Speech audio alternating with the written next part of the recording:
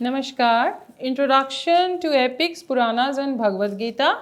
Today's session, I welcome all the learners, listeners and viewers to this session, which is an ongoing part of SIAM course, Ethics, Theories and Applications. I have already introduced myself in the first two presentations. I am Nandini Sinha Kapoor, a professor with the School of Interdisciplinary Transmission Study, where IGNOU has housed the discipline of philosophy. What are the objectives of this unit? It attempts to give a general outlook of the popular scriptures of Indian tradition, namely the epics, Puranas and the Gita. Although we have touched upon all these in the first two presentations on ethics in the history of Indian philosophy, but today we intend to do a bit more in details. The popularity of them is due to their narrative style with illustrations, mythological stories and dialogical forms. They do contain high philosophical notions but given in a popular language. Emotional attachment and devotion towards personal deities and God are the general outcome of this sort of literature. Let's come to introduction. In Sanskrit tradition, scriptures are divided into two types. Revealed texts, that is Shrutis.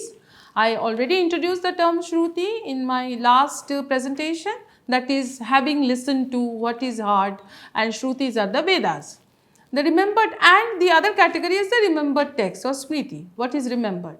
The four Vedas, the Rig, Yajur, Sam and Atharveda, and 118 Upanishads come under the Shruti category. Whereas Bhagavad Gita, 18 Puranas, Shastras, Tantras, Agamas and many others come under Smriti category. Smriti literally means recollection of memory. It is a secondary authority. It derives its authority from the Shruti.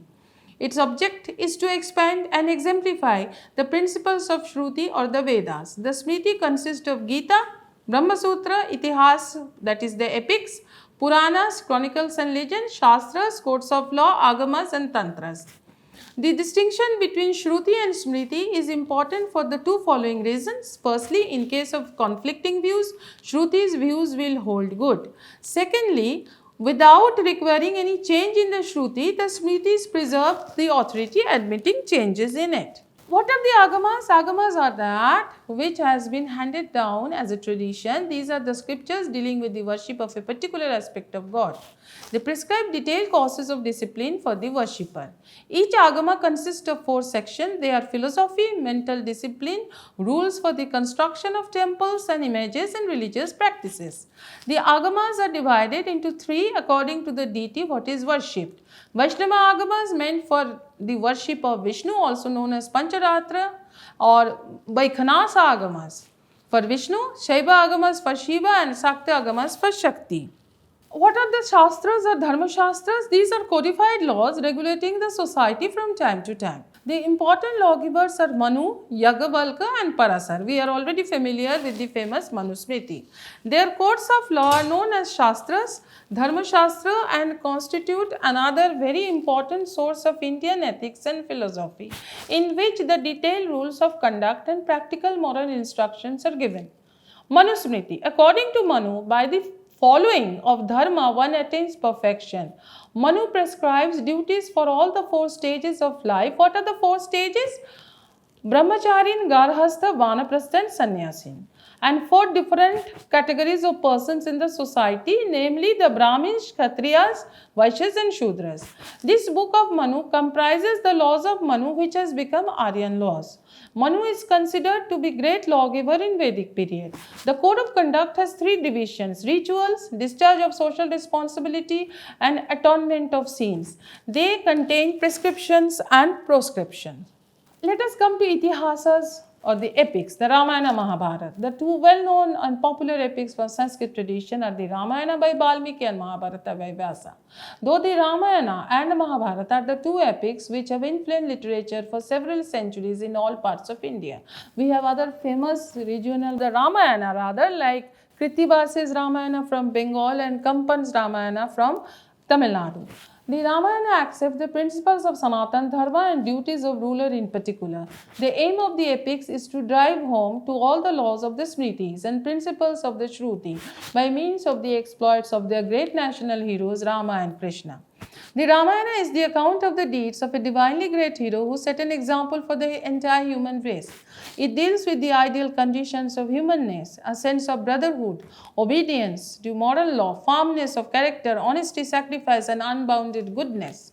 Mahabharata has a more profound theme which involves history, mythology, ethics, and metaphysics. It is the history of the Bharatas, a royal family of northern India, which divided into two parties, Pandavas and Kauravas. So it is almost like an encyclopedia of Hindu Dharma. The epics are essentially different from the early Vedic literature. They arose not among the priestly classes but among traditional birds called the Sutas. These also served as charioteers who witnessed the actual battle scenes and described them at first in their ballads. They are martial poetry concerned not with the praise of deities but of kings and nobles, not connected with the details of sacrifices but with events like wars, and imbued not with higher philosophical motives but with the practical purposes of gaining some reward from the audience before whom they were recited. We do not have them in their original and untempered form. They are added to by different hands at different periods. The nucleus, many pieces of ancient Vedic poetry containing legends, connected or unconnected with the life of epic heroes, of sacred poetry dealing with numerous myths and legends of Brahmanical origin. The three-dimensional view of Mahabharata on mundane plane, the story deals with the realistic account of a fierce war, Mahabharata, or annihilation, with its interest centered on the epic characters.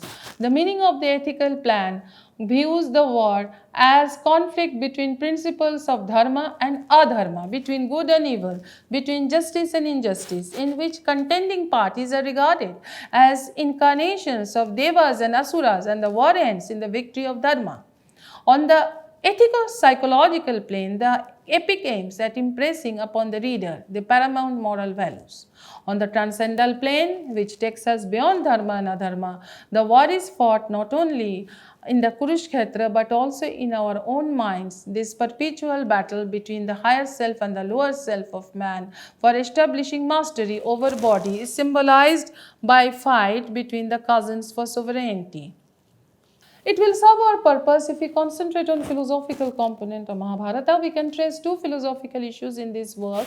One is expounded in Bhagavad Gita, rather in a very unsatisfactory manner because it is mainly a work in theistic tradition. Second one is the morality and polity expounded by two prominent characters, Vidura and Bhishma. But these philosophical issues in this work suffer from a serious drawback from philosophical point of view. Ethical insights of epics. From the point of view of ethics, it is desirable to regard some characters as personification of virtue. Vidura and Bhishma belong to this category. In contrast to these characters in the Mahabharata, we have other characters which are regarded as personification of evil. Why should any epic portray evil characters? This is one question. Are they, in a broader perspective, really evil forces? This is another question. The second question is much deeper philosophically and cannot be answered easily. First one is slightly easier to handle. An epic must be vast, hence it is ought to include all facts of world and all aspects of life. So evil characters ought to find place in any epic worth their name. Vidura's exposition of moral principles begins with a clear distinction between the Shreyas, meaning desirable, and prayers pleasing. It is immediately followed by a second analogy to demonstrate the status of pleasure, which is invariably accompanied by evil. To make this concomitant relation explicit, Vidura compares pleasure with honey, pleasure seeker with the one who collects honey, and evil with abyss, and says that the pleasure hunter is busy only in seeking honey, unmindful of impending danger of falling into the abyss. In the Mahabharata, Vidura plays the role of a counselor. His counseling has moral base. He makes an explicit distinction between the two states of mind, those of wise man and ignorant. While Plato speaks of 4 cardinal virtues, Vidura speaks of 6 cardinal vices. Greed is one of them. He makes out a case for wise man by listing the remaining vices: lust, anger, irrational attachment, arrogance, and jealousy, which he does not possess. Now let's come to political thoughts in epics. Bhishma's advice specifies only the duties and responsibilities of ruler with no mention of duties of citizen. Against the backdrop, it becomes obvious that in real sense, citizen is the king and the ruler is his guardian. Bhishma's lecture not only explicitly mentioned king's qualities and duties, but also it is the first ever treatise on public administration. King should be proactive, truthful, and straightforward. According to Bhishma, these are the most important qualities of king. He should be compassionate but not too soft. The essence of Raja Dharma is safeguarding the interest of citizen. In fact, Bhishma lists 36 qualities in an ideal king which are necessary to follow Raja Dharma, without which the citizens do not receive protection from the king. Foreign policy is another aspect of public administration. Foreign policy involves two forces, the enemies and friends. The role of friends is not much highlighted, but the emphasis that the king should know how to deal with enemy. Prudence is always the guiding force. Bhishma makes it very clear that the war is not the solution, nor did he mean that enemy can be spared. Constant vigil, concealing one's own weakness, and proper judgment only can ensure safety and security. All these descriptions apply under normal circumstances, whereas in distress, even enemies should enjoy compassion because a humanitarian treatment may destroy enmity. Ultimately, human outlook scores over other considerations. Now come to 18 Puranas. Purana is a story of the old days. Purana means old and is more than a myth. It is a record of stories of antiquity having no parallel in Western literature. These are meant for celebration of religion, the glorification of saints and kings, and the edification of readers whose faith is to be strengthened. They are prolix, prolix, flowery, repetitive, derivative from the earlier models, with a good deal of borrowing and the conflation and lacking even the slender thread of history. Although we cannot date Puranas by its character of repeating the stories of the old days, one can trace their composition from 300 AD to 1000 AD. They speak of ascendancy of this or that main god in evolving pantheon. They tend to dedicate to that god around whom the old stories are retold. Puranas is devotional material from the Bhakti tradition. The stories about the gods who are the objects of people's loyalty and practices of various kinds appropriate to the worship of these gods. These consist of chronicles and legends and genealogy of kings. They are treatises of history, cosmology, with various symbolical illustrations of philosophical principles and so forth. According to tradition, there are 18 Puranas. These are the scriptures dealing with the worship of a particular aspect of God. They prescribe detailed courses of discipline of the worshipper, which each Agama consists of 4 sections. They are philosophy, mental discipline, rules for the construction of temples and images, and religious practices. Agamas are divided into 3 according to the deity that is worshipped. We have already mentioned, we repeat again, the Vaishnava Agamas, also known as Pancharatra and Vaikhanasa for Vishnu, Shaiva Agamas for Shiva, and the Shakta Agamas or Tantras for Shakti. Each glorifies its particular deity. People's response to their gods is in terms of religious practices of bhakti, prayer, ceremonial hymns, gifts given to Brahmin and gods, vows to service, shraddhas or ritual practices, and tirthas. The doctrine of avatar or divine incarnation is fully developed in the epics and Puranas. The purpose of the avatar is for the protection of the virtuous and for the destruction of the wicked and for the establishment of dharma or moral order.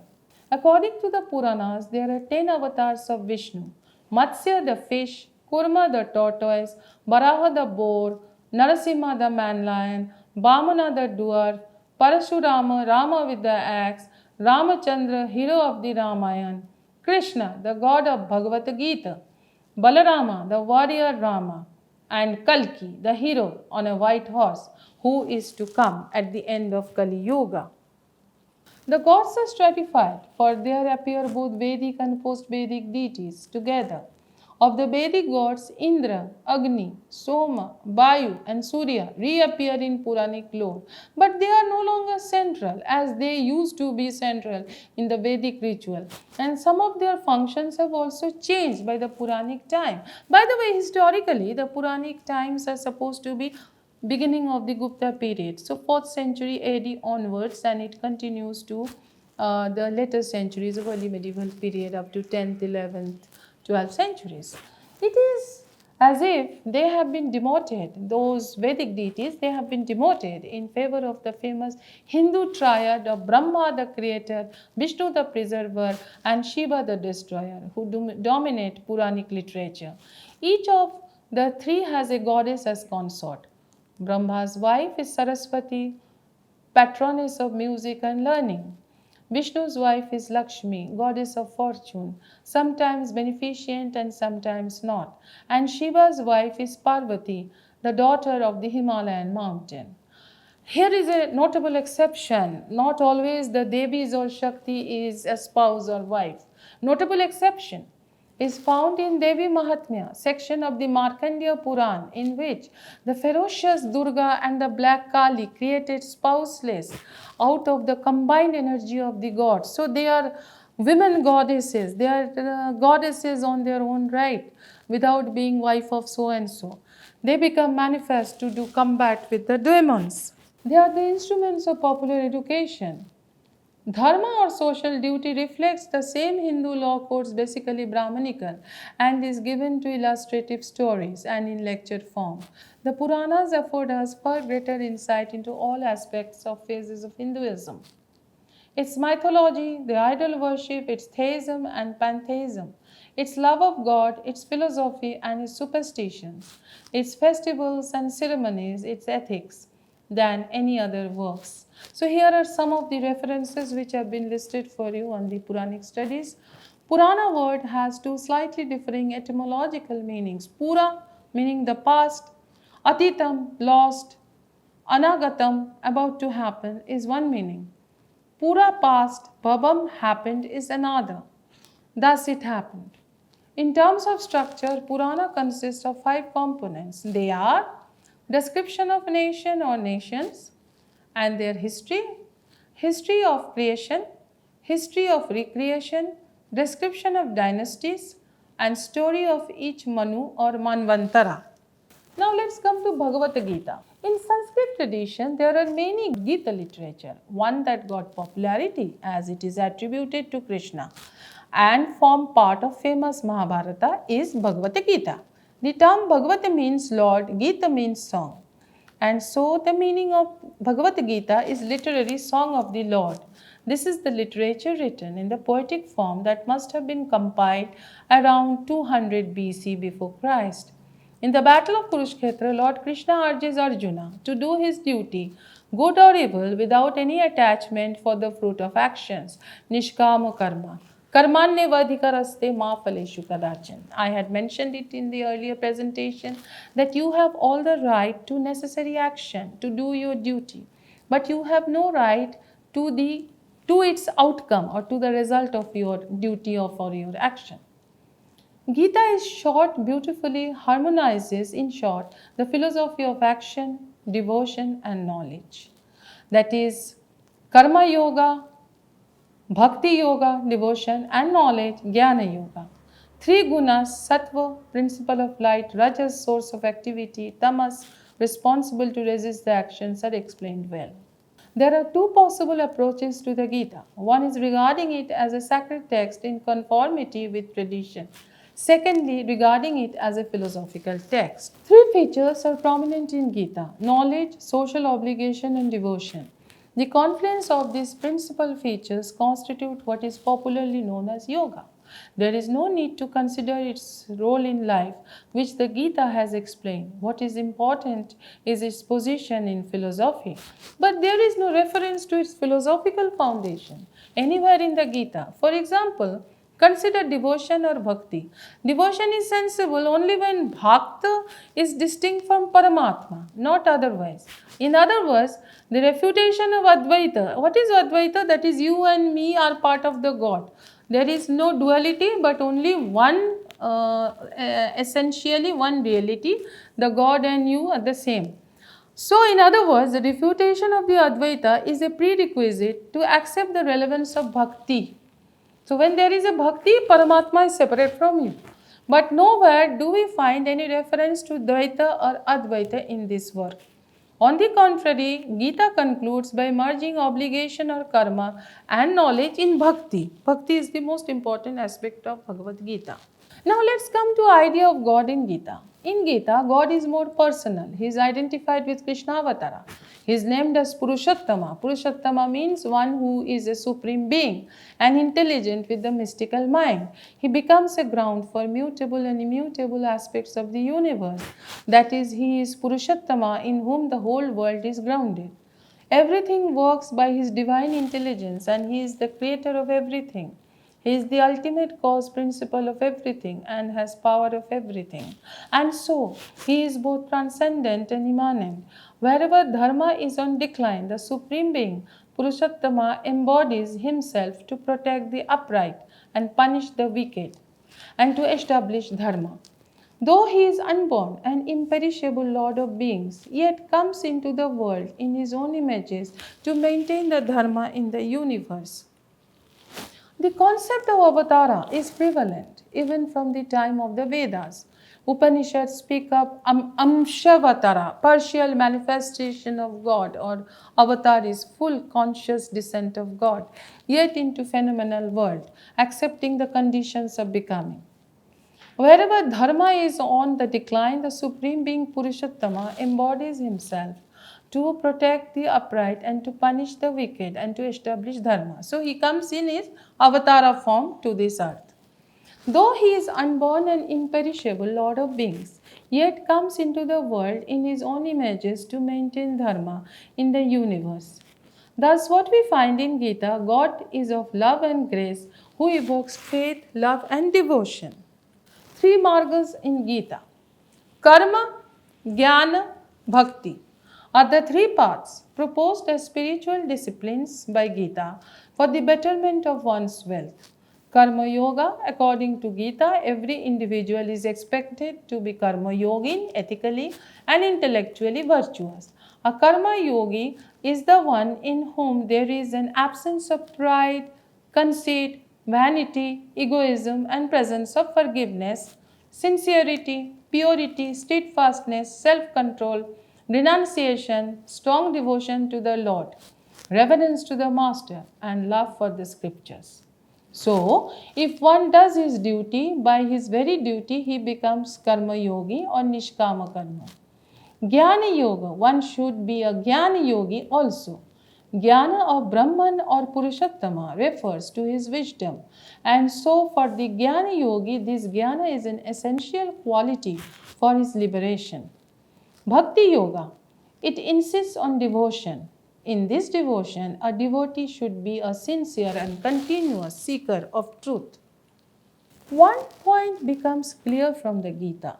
No one can attain moksha if he or she renounces the world. Renouncing the world is tantamount to renouncing obligations. Hence, in defense of the Gita, one assertion can be unhesitatingly made that the Gita does not prioritize spirituality at the expense of worldly life. So, the worldly life is much more important than the spiritual life in Bhagavad Gita. Gita does not prioritize spirituality at the expense of worldly life. So, all the teachings of Lord Krishna are mainly meant for this life, not for life after death. That we should remember. While Jnana stands for realization of the highest level, karma assumes a very different meaning. During the Vedic age, karma meant only performing yagna, but in the Gita, it has come to mean social obligation. Yoga came to be understood as dedication. Hence, karma yoga may be understood as discharging duty with a sense of commitment. The most important element in the Gita is the doctrine of Nishkama Karma, that is, which consists in discharging obligations in an impersonal manner. Again, I repeat that famous shloka, Karmanyavadika raste ma phaleshu kadachan. We have right to our karma, to our duty, to our necessary action, but not to its outcome or result or prize or anything out of it. This attitude literally debars the yagnas, especially one performs the yagnas with selfish motive. The Gita, however, never advocated that karma should be renounced. So, Gita mainly emphasizes that you should have bhakti gyan and jnana yoga, but you should also perform your karmas. Karmas are important for this life to continue on this earth. Now, the term bhakti is defined as devotion or passionate love for the divine. Moksha or liberation from rebirth was not in the following of rules, regulations, or societal ordering, but it was through simple devotion to the divine. Within the movement of large useful distinctions have been made by contemporary scholars between those poet saints and composed verses extolling God with attributes or form, namely Saguna Bhakti, and those extolling God without beyond all attributes or form, Nirguna Bhakti. So the God with attributes, Saguna Bhakti, God without any qualities or attributes is Nirguna Bhakti. While the differences between these two branches are indeed important, their overarching similarities cannot be minimized. Both focused on singular devotion, mystical love for God, and had a particular focus on a personal relationship with the divine. A clearer expression of bhakti began to be formed during the epic and the Puranic period. I have already mentioned the Puranic and the epic period. We mostly take it as from the Gupta period, 4th century AD onwards for another 600-700 years. Texts such as Bhagavad Gita and Bhagavata Purana clearly explore bhakti yoga or the path of devotion as means to salvation. In the Bhagavad Gita, Lord Krishna preached the message of devotion to a personal God. Bhakti is a very important topic found in the scriptures and with various shades of meaning in different contexts. The word bhakti is used in scriptures in two different meanings. Bhakti means devotion towards God. Devotion is love directed towards a higher principle. And reverential love can be defined as devotion. We talk about Matri Bhakti and Pitri Bhakti. In our tradition, we look upon parents as objects of worship. Similarly, we talk about Guru Bhakti, Desha Bhakti, and Ishvara Bhakti. Therefore, in general, bhakti is love towards a higher principle, especially love towards God. Three forms of love are means, love, end love, and self-love. Scriptures point out that all forms of love that a human being entertains are directed towards only three things. The first one is love of the goal, wanting to achieve some, and secondly, it is because we love them that we want to acquire them. Since the means are useful to accomplish the ends, we love the means as well. The third object of love is oneself. Everyone loves himself or herself. Three grades of devotion. Scriptures point out that the intensity of love depends upon how you look upon God, because different people see God in different ways. The way you look upon God will determine the intensity of love. Majority of people look upon God only as means for various worldly ends. As long as you look upon God as means, that love is called Manda Bhakti. The second is where the goal of the life you want to love the God. They know God represents security, God represents peace, God represents happiness. They know that everyone is seeing security, peace and happiness alone. Naturally, their love of God as an end, and therefore it is more intense than the previous one. Therefore, this bhakti is Madhyama, Mandava Bhakti and Madhyama Bhakti. The Uttama Bhakti is a selfless love to God where you love yourself. God is the dearest, and Krishna beautifully elaborates this in the 7th and the 12th chapters of the Gita. Now finally, we sum up. Human society checks with its conclusions and definitions of reality in the time of contemporary issues and questions. When encountered with irrelevant answers from the previous conception, they try for new answers for the new questions or even for the same old questions. In our present endeavor, we understand that the thoughts of people of that time are ancient. However, let us remember that the Puranic knowledge is not really antiquated. That is why they continue to be relevant till today. The Puranas, Itihasas, and Gita finally emphasize on the necessity of ethics and advocate, deep contemplation on moral virtues and self-control. It deals with cosmic and moral order, maintaining peace, harmony, and order in society and cosmos. Thank you so much for your patient hearing, learners and listeners and viewers. Namaskar.